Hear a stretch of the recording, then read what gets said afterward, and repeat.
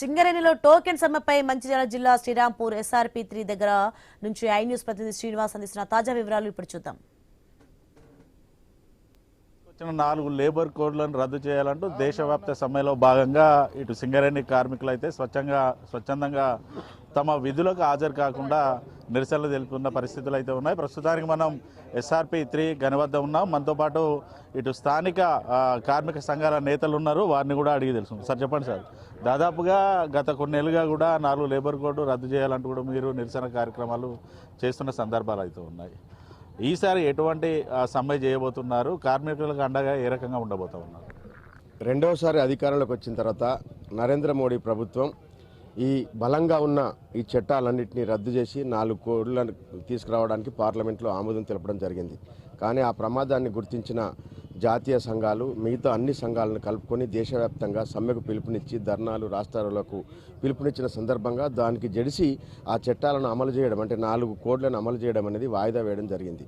కానీ ఈ మధ్య మళ్ళీ బీహార్లో కూడా వాళ్ళు గెలిచిన తర్వాత ఇక మాకు అడ్డు అదుపు లేదని చెప్పి విదేశీ పారిశ్రామికవేత్తలు, భారతదేశంలోని పారిశ్రామికవేత్తల యొక్క ఆజ్ఞలకు అనుగుణంగా ఈ చట్టాలన్నింటినీ తీసేసి, బలంగా ఉన్న చట్టాలన్నీ తీసేసి కార్మిక వ్యతిరేక విధానాలను అవలంబిస్తూ తప్పనిసరిగా చేయాలన్న ఉద్దేశంతో వాళ్ళు ఉన్నారు. కాబట్టి జేఏసీ నాయకత్వంలో సింగరేణిలో ఇంతకితం కూడా ఈ చట్టాలు అమలు చేయాలన్నప్పుడు సమ్మెలు చేయడం జరిగింది. బావుల మీద పోతూ ఇక్కడ సింగరేణి వ్యాప్తంగా మాత్రం బావుల మీద వెళ్తూ ద్వార సమావేశాలు ఏర్పాటు చేసి అందరినీ ఎడ్యుకేట్ చేయడం జరిగింది. ముఖ్యంగా రాక్షసంగా అమలు చేయాలని రైతు చట్టాలను ఏదైతే చూసినారో దానికి నిరసనగా ఎలాంటి ఆర్గనైజేషన్ లేని రైతు సంఘాల వారు కూడా పంజాబు, బీహారు, హర్యానా, ఉత్తరప్రదేశ్ వాళ్ళందరూ ఢిల్లీకి ఎవరు పోకుండా చేసి 1 సంవత్సరం పాటు ఎంతమంది చనిపోయిన చలిలో వానలో వండుకుంటూ కూడా 700 మంది చనిపోయినా కానీ ఎలాగైతే పోరాటం చేసి ఈ మోడీతోని క్షమాపణ చెప్పించుకొని రైతు చట్టాలను మాఫీ చేసుకున్నారో వాళ్ళని స్ఫూర్తిగా తీసుకోవాలని చెప్పి కూడా కోరడం జరిగింది. కాబట్టి ఎలాంటి భావస్వారూప్యత లేని భిన్న దృక్పథ ఉన్న అన్ని సంఘాలు కూడా ఇప్పుడు ఒక్క తాటిపైకి వచ్చి ఒక్క బీజేపీకి సంబంధించిన BMS తప్ప ఈ చట్టాలను రద్దు చేయాలని, అంటే ఈ 4 కోడ్లను రద్దు చేయాలని చెప్పి సమ్మె చేయడం జరుగుతుంది. ఇది టోకెన్ సమ్మె మాత్రమే.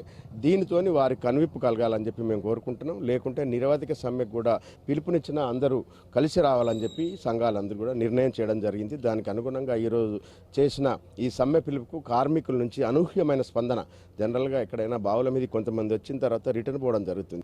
4 కోడ్లు కనుక అమలైతే సింగరేణిలో ఎటువంటి పరిస్థితులు ఉండబోతున్నాయి? వారి సింగరేణి కార్మికులకు మీరు ఏ రకంగా అండగా ఉండబోతున్నారు?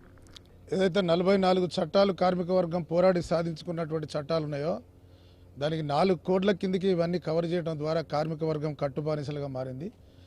ఈ నేపథ్యంలోనే ఈ చట్టాల అమలు కనుక జరిగితే కార్మికుని గుండెకాయ లాంటి పారిశ్రామిక వివాదాల చట్టం అనేటువంటిది ఏదైతే ఉందో సమ్మె హక్కు లేకుండా పోయేటువంటి చట్టం, తద్వారా ప్రైవేటీకరణ, కాంట్రాక్టీకరణ, ఉదారీకరణ ఈ దేశంలో పెరిగిపోయి అసలు పబ్లిక్ సెక్టర్లే ఉండకుండా ఉండేటువంటి పరిస్థితి నేడు ఉంది.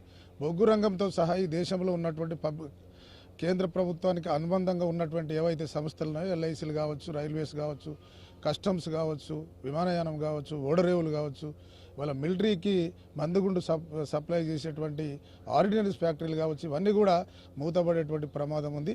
ఈ మూతపడుట కొరకే ఈరోజు 4 కోడ్లు అనేటువంటి తీసుకురావటం జరిగింది.